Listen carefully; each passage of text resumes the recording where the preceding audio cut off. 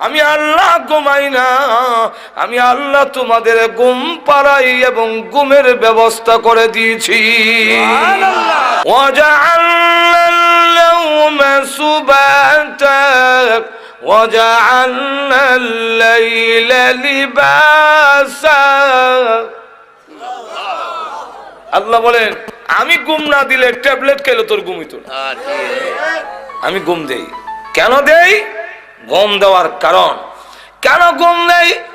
আল্লাহ রাব্বুল আলামিন বলেন ওয়াজআলনা আন-নাওমা সুবাতা। আমি কেন তোমাকে ঘুম দেই? বিশ্রামের জন্য।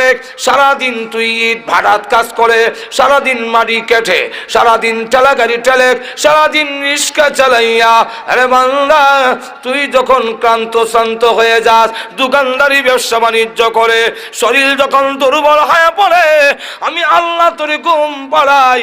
তুমি যখন 7 ঘন্টা 8 ঘন্টা ঘুমাও, ঘুম থেকে উঠলে দেখা যায় সারাদিনের ক্লান্তিটা ঘুমের মাধ্যমে আমি আল্লাহ দূর করে দেই। বিশ্রামের মাধ্যমে আমি আল্লাহ তোমার সেই ক্লান্তিটা দূর করে দেই, ঘুম আমি দেই। আবার ওয়াজআলনাল লাইলা লিবাসা, তোর ঘুমটা ভালো করে চাপার জন্য আল্লাহ রাব্বুল আলামিন বলেন রাইতের নামক পর্দা আমি ঢেকে দেই, অন্ধকার করে দিই, তোর ঘুমটা যেন ভালো করে চাপে, তোর ক্লান্তিটা যেন দূর হয়। এরপরে আল্লাহ রাব্বুল আলামিন বলেন চন্দ্রটারে আবার ডিম লাইট আমি বানাইছি। চন্দ্রের মধ্যে যে একটা গাছ দেখা যায় দেখছেন তো, এই গাছটা কিসের?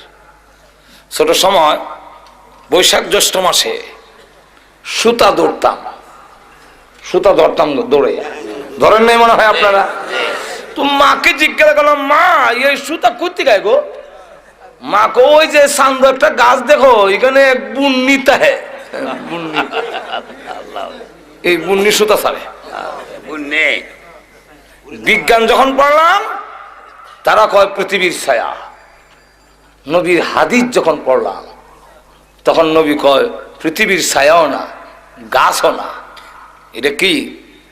আল্লাহ রসুল বলে এটা আল্লাহ তার বান্দার প্রতি যে নিয়ামত দিয়েছেন তার আলামত। কি আলামত হুজুর? চন্দ্রের মধ্যে ও সূর্যের মতো এমন পাওয়ার আছে, দুইটার লাইট দিনে রাতে জ্বললে বান্দার ঘুমাইতে অসুবিধা হবে। আলুর মধ্যে ঘুমাইলেও রাইতের ঘুম আর দিনের ঘুম একরকম হয় না, বারবার ঘুম ভেঙে যায়। আল্লাহ জিবরাইলকে হুকুম দিলেন, আমরা যে ইমামে কুফি ল্যাম্প নিবাই আর দিয়া তাবা দিয়া, আল্লাহ জিবরাইলকে বললেন তোমার নূরের পাকা দিয়া 3 বার তাফা দাও চন্দ্রের মধ্যে।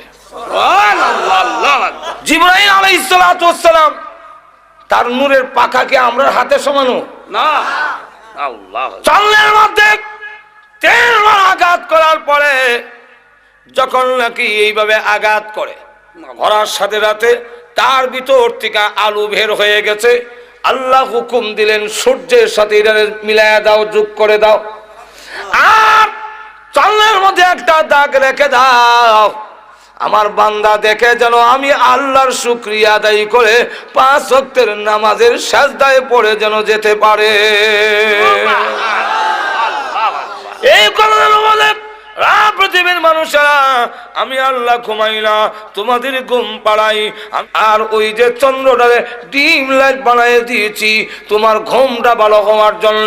বান্দারে এই সবগুলো কইরা আমি আল্লাহ ঘুমাই না তোমাদের ডাক শোনার জন্য। কোন সময় বিপদে পড়ে আমি আল্লাহকে ডাক দিবি, তোমাদের ডাকে সাড়া দেওয়ার জন্য। আমি আল্লাহ 24 ঘন্টার ভিতরে একটা সেকেন্ডও ঘুমাই না। এই সকল ব্যবস্থা করলাম তুমি আমার ইবাদত করবে। যেরকম ঠিক কিনা?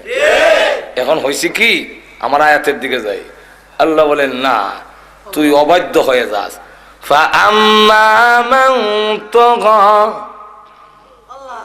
যারা অবাধ্য হয়ে যায়, সার্কাস অবাধ্য, ওয়া আসারুল হায়াতাদ দুনিয়া, ওয়াসারাল হায়াতাদ দুনিয়া, এত কিছু নিয়ামত দেওয়ার পরও যে আমার অবাধ্য হয়ে যায়, সীমা লঙ্ঘনকারী হয়, আর দুনিয়ার জীবনটাকে অগ্রাধিকার দেয়। ফাইনাল জাহিমা হিয়াল মাওয়া, তার ঠিকানা হবে জাহান্নাম। যখন কোন জায়গায়? এখন আপনারাই বলে, এতগুলো নিয়ামত দেওয়ার পরে, এত ব্যবস্থা করার পরেও যদি তার অবাধ্য হয়, তার কথা না মানে, তার গোলামি না করে, তার ঠিকানা জাহান্নামে হওয়া উচিত কিনা? আর একটু জোরে কও। আল্লাহ বলে, ওয়া আম্মা মান খাফা মাকাম রাব্বিহি ওয়া নাহান নাফসা আনিল হাওয়া। আর যেই ব্যক্তি আমার সামনে দাঁড়াইতে হবে, আমি যে বলেছি কে গোলামি করলো কে করলো না, জবাবদিহিতার জন্য আমার কাছে আসতে হবে, এই দরজার ভিতরে আছে ওয়ানা আন্নাসানিল হাওয়া। তার চাহিদা, কুপ্রবৃত্তি, যে চাহিদাটা, ওইটাকে যদি বিরত রাখে, আমি আল্লাহর সামনে দাঁড়ায় জবাবদিহি করতে হবে, এই ভয়ের কারণে যদি পিরায় রাখতে পারে, আল্লাহ বলেন ফা ইন্নাল জান্নাতা হিয়াল মাওয়া। তার ঠিকানা হবে জান্নাতে। জোরে কোন জায়গায়?